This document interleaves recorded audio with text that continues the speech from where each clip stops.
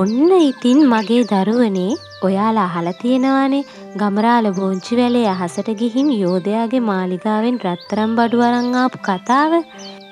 ඉතින් ඊට පස්සේ ගමරාල රත්තරන් බඩුත් අරගෙන යෝධයාගෙන් පලා ඇවිල්ලා කොහොම හරි නැවත පොළොවට ආවා. ඒ ඇවිල්ලා මේ ගමරාල විශාල පොරවක් අරන් මුළු බෝංචි වැලම කපන්න පටන් ගත්තා. බෝංචි වැල බිමට කඩාගෙන වැටුනම යෝධයත් බිමට වැටුණා. ඉතින් ඊට පස්සේ මොකද උනේ? මේ ගමරාල අරගෙන ආපු ධනස්කන්ධය විකුණලා ගමහාමිනෙත් එක්ක සතුටින් ජීවත් වුණා. ඔවුන් දෙදෙනා ආගිය තොරතුරු කතා කරා, අපි ඉස්සර හිටපු විදිය ගැන කතා කරා, දැන් ඉන්නේ කොහොමද කියලා කතා කරා. හරිම සතුටින් මොවුන් දෙදෙනා හිටියා. තව ටික ටික රත්තරන් බඩු විකුණලා මොවුන් දෙදෙනා තමන්ගේ මුදල් එකතු කරගත්තා. හැබැයි ගමරාල කවදාවත් මුල අමතක කරේ නැහැ. ගමේ මිනිස්සුන්ටත් උදව් කරා.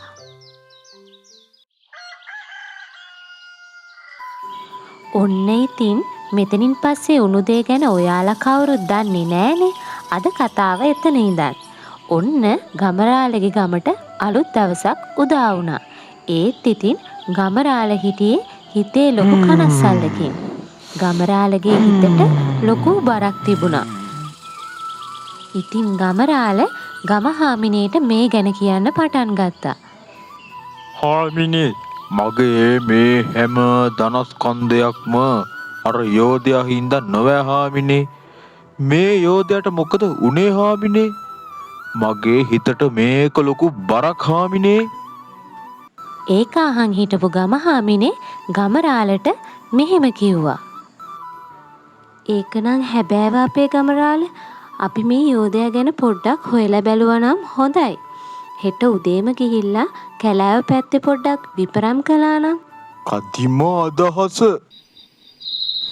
ඔන්න ඉතින් රාත්‍රිය උදා වුණා. ගමරාලයි ගමහාමිනේ ඒ ගමේ කට්ටියයි ඔක්කොම නින්දට ගියා. ඊට පස්සේ ගමරාලගේ ගමට නැවතත් අලුත් දවසක් උදා වුණා. සුන්දර උදෑසනක්. ඉතින් මේ උදෑසනම ගමරාල කෑම වට්ටියකුත් පුරවාගෙන යෝධයා හොයන්න පටන් ගත්තා. ඒ කියන්නේ යෝධයා හොයාගෙන කැලෑවට යන්න පටන් ගත්තා. ඉතින් මේ විදියට ගමරාල මුළු කැලෑවම පීරලා මේ යෝධයා හොයන්න පටන් ගත්තා. එහෙ මෙහෙ බලමින් ගමරාල කැලෑවේ මැද්දටම ගියා. ගිහින් මුළු කැලෑවටම ඇහෙන්න මෙහෙම කෑ ගැහුවා. මේ වුණද? කවුරුවත් මේ ඉන්නවද? යෝධයෝ, උඹ මේ ඉන්නවද? උඹ බලන්න මං ආවේ. යෝධයෝ. ඉතින් මේ ගමරාලගේ කෑ ගැසීමට නිදාගෙන හිටපු යෝධයා අවදි වුණා. කවුද මේ මට කතා කරන්නේ ඈ? මට නිදා ගන්නවත් නෑ. කවුද කෑ ගහන්නේ ඈ? ඔහොම හයියෙන් කෑ ගහගෙන එන යෝධයාට ගමරාලව මූණටම මුණ ගැහුණා. මේ අපේ ගමරාල නොවෑ ඈ? උඹ එවි කියලා මම බලාපොරොත්තුෙන් තමා හිටියේ ගමරාල. ඉතින් යෝධයා මේ විදියට කිව්වට පස්සේ ගමයා මෙහෙම කිව්වා. අනේ යෝධයෝ, මට උඹ ගැන හරි දුකයි. මට මේ හැම දෙයක්ම හම්බුනේ උඹ හින්දා නොවෑ. මම මුළු ගමටම උඹ නිසා උදව් කළා. ඒත් මට උඹ හැම වෙලේම මතක් වෙනවා. මට ඔබට සාධාරණයක් කරන්න ඕනේ. මේක මගේ හිතට ලොකු බරක් යෝධයෝ.